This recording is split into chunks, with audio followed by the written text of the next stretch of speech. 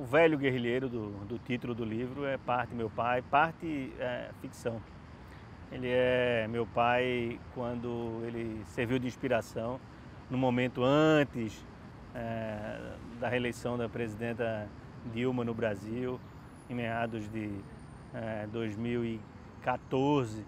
Meu pai falava que havia um risco de golpe no Brasil, né? Isso preocupou um pouco a família, porque no atual cenário de estabilidade democrática no país, a gente nunca imaginava que haveria esse cenário, e ele insistia nessa tese que haveria um golpe no país, e isso levou inclusive a família a se preocupar um pouco com a saúde mental dele. Mas essa inquietude desse momento, e depois com a confirmação do golpe de 2016, isso me fez perceber, né, que essa questão de memória, né? O livro trata um pouco sobre a memória, né? Sobre essa memória que pode ser recente, né, de uma parte da população não se lembrar que houve um momento diferente na democracia brasileira, e também da parte da memória mais antiga, né? A parte do momento que não houve democracia também, e que o Brasil estranhamente ensaia um flerte, né? Ensaia uma aproximação com esse momento. Então, a partir do ponto de vista de uma falta de memória do meu pai, ou de um embaralho da memória dele, eu utilizei esse cenário para ver como é que a gente, como nação, e como não só como nação, mas também como indivíduo, a gente trata com essa falta de memória, tanto recente quanto antiga. Quando se faz ficção, geralmente se quer construir uma história a partir de experiências, mas nada a partir de fenômenos biográficos, né? E quando se tem uma biografia como mote, talvez ela não seja suficiente para que uma história maior seja contada.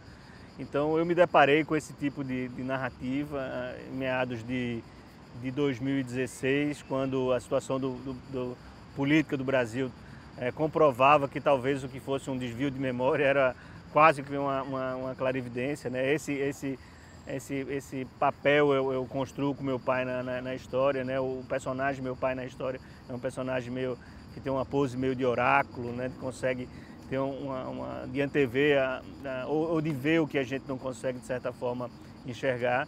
E houve um pequeno conflito, né? Porque quando a ideia de contar essa história, mesmo com a narrativa ficcional, foi exposta para a minha família, houve um certo temor, né, de como é que isso ia ser encarado. E uma das primeiras pessoas que leu o trabalho completo foi a minha mãe.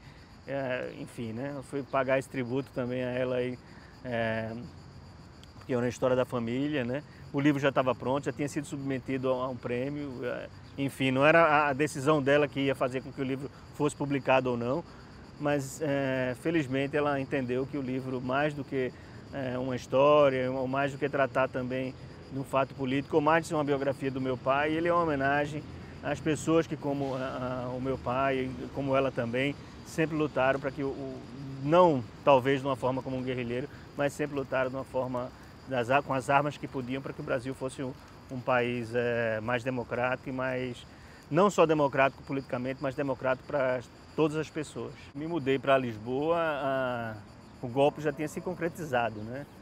Ainda não havia o efeito colateral do golpe, que é a gestão pouco preocupada, ou menos preocupada, ou não preocupada com com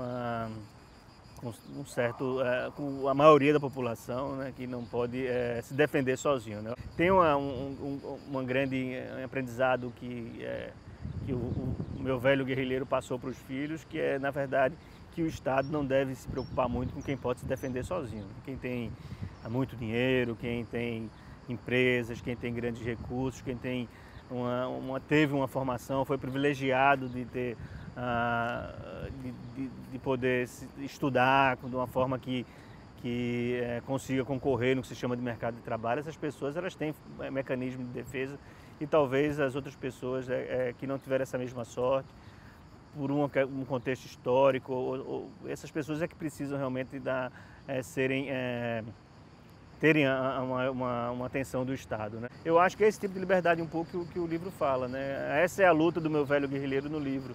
Não é para estabelecer uma democracia num governo que vive numa ditadura, né? As pessoas, eu acho que confundem um pouco isso. Mas é que essa democracia ela seja permitir que pessoas que são desiguais dentro da mesma sociedade consigam competir de forma igual, né? E para isso elas precisam ser tratadas de forma diferente.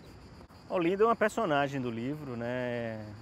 É engraçado que eu precisei de 7.000 quilômetros para poder perceber Olinda. E não só como um cenário arquitetônico, ou topológico, ou geográfico, mas que a cidade tivesse um certo humor também, uma certa alma, um certo espírito. E a atmosfera da cidade eu acho que reflete um pouco a atmosfera da história, né, também. O livro é tanto uma homenagem à minha família, a luta das pessoas como meu pai, que pensam e que trabalham aí, de uma forma educando os filhos, educando as outras pessoas. Meu pai é professor também, por um país com mais igualdade, mas também uma homenagem a Olinda. Quando eu saí de lá, o prefeito era ateu, agora o prefeito é pastor evangélico, e eu faço uma certa brincadeira no livro que tanto a ausência de Deus quanto a presença de Deus, na verdade, não influenciou na realidade de Olinda.